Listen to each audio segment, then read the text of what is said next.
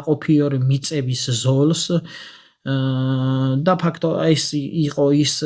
ნოყიერი მთვარის სწორი და ამიტომ იწოდება, ანუ ეს მთებსა და უდაბნოებს შორის მოქცეული ზოლი იყო, რომელშიდაც ფაქტობრივად შესაძლებელი იყო ადამიანის დასახლება აქ დაითეს ამარცვლეული, მოეყვანა მოსავალი და შემდეგ ეს მოსავალი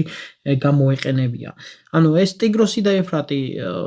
პერიოდულად ადიდდებოდა, ეს ნოყიერ შლამს დატოვებდა მის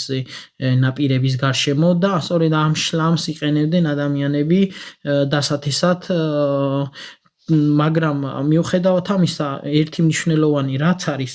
ადამიანებმა პირველად აქ განავითარეს ირიგაციული ტექნოლოგიები, სარწყავი არხების სისტემა შექმნეს, რომელმაც წყლის რესურსების მართვის საშუალება მისცა. ამან თავის მხრივ გამოიწვია საკვები პროდუქტების ჭარბი წარმოება, რამაც შესაძლებელი გახადა მოსახლეობის ზრდა ამ მიდამოებში, მუდმივი დასახლება